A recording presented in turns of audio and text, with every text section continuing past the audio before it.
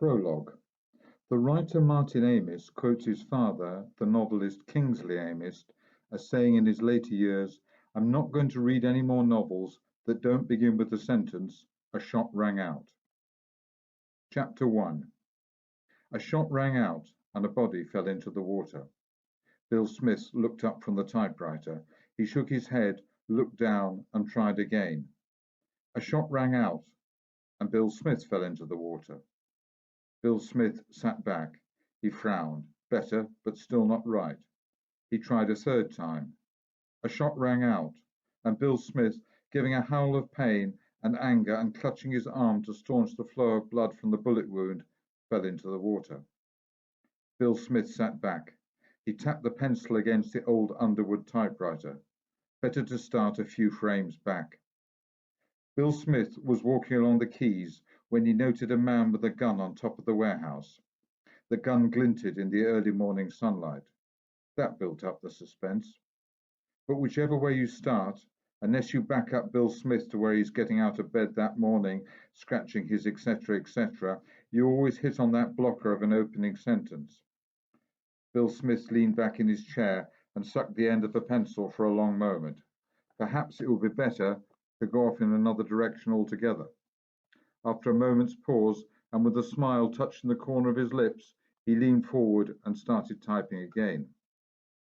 The last time Roger the diplomat had tea with the Queen, she leaned over, tapped him on the knee and asked, "What's it all about then, Roger?" Now that had possibilities. He continued, gaining confidence as he typed. Roger had only just returned from his most recent assignment in Japan, and so had barely enough time to go through the papers to get up to speed on the resignation before he got the call that Elizabeth wanted to see him. Naturally, he drove straight up to Sandringham, where she gave him tea in a private room overlooking the park. "Well, Elizabeth," he hesitated, trying to think where to start.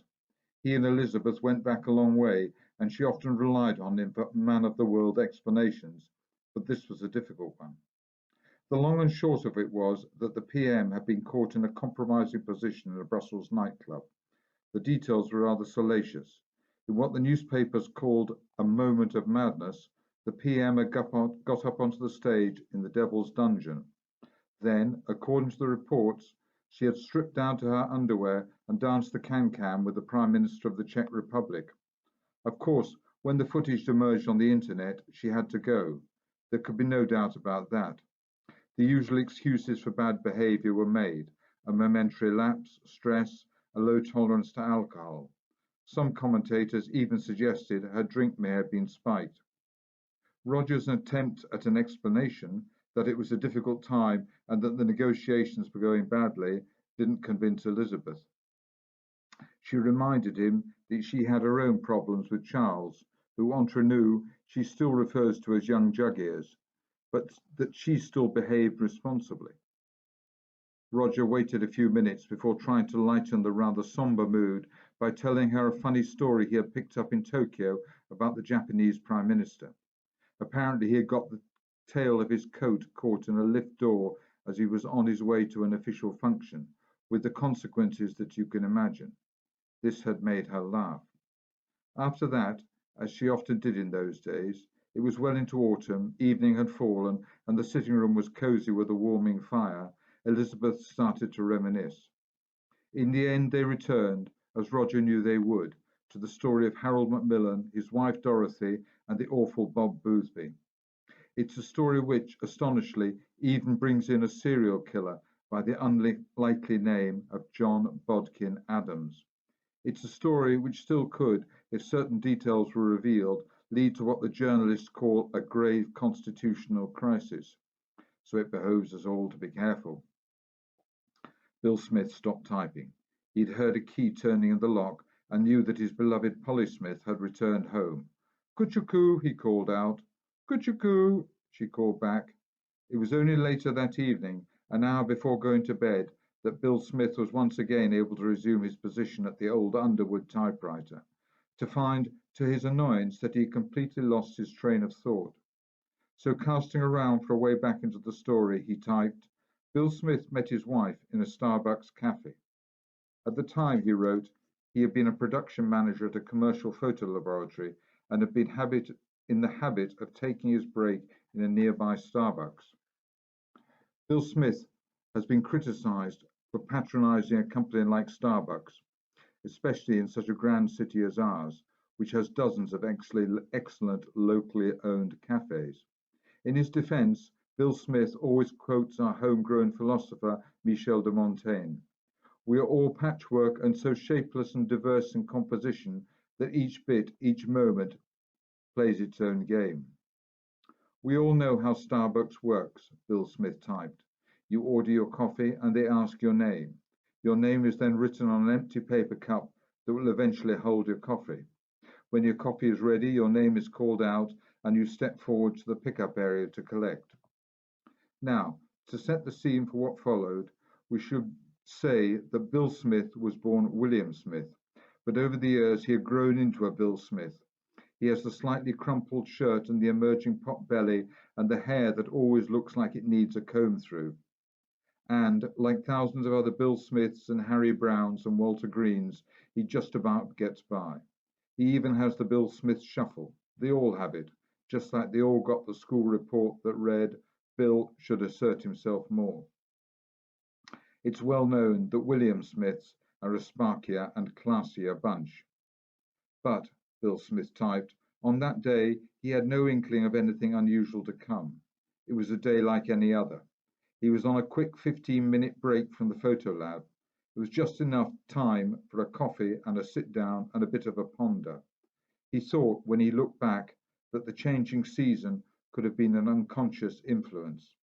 After a long winter, there was the first hint of renewal in the air, new shoots starting to pop up, spring around the corner, all that sort of stuff.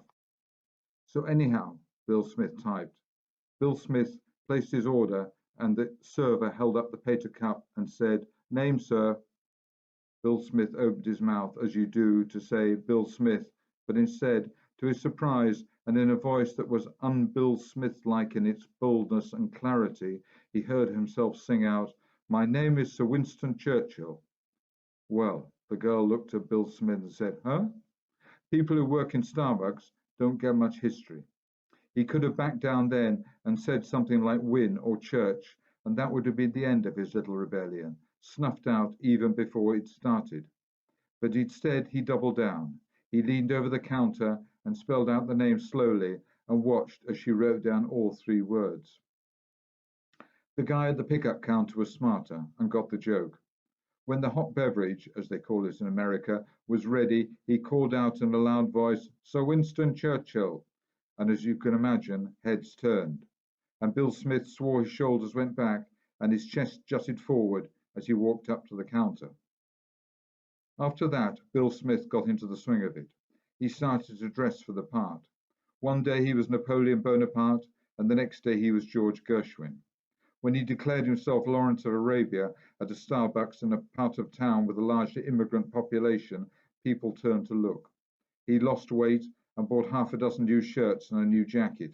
He got a decent haircut and shaved off the moustache. And he even had started to have a bit of success with the ladies, Bill Smith typed. Figure it. You shuffle in as plain old Bill Smith, head down and shirt all creased, and, well, who's going to take note? But sport a nice tipfer and step smartly forward with your well-shined shoes when the server calls out, "Frappuccino for General Charles de Gaulle," and people are going to notice. Of course, it wasn't long before others started to copy him. In fact, for a short time, it became quite the mode. But on the day it happened, things were not going particularly well. He was starting to run out of famous names. When the server called out, "Skinny latte for Chancellor Konrad Adenauer," it was hardly surprising that no one batted an eyelid. So, Bill Smith was sitting there, minding his business and thinking about nothing much, except probably that he should get back to the photo lab, when his eye was caught by the back of a girl in a stunning white evening dress. The ensemble was topped by a large white hat, and when the server called out, "Flat white for Miss Marilyn Monroe," and she turned round, well, as soon as their eyes connected, Bill Smith was smitten. Her name was Polly Brown, and she had worked, among other things, as a photographer's model. She'd also been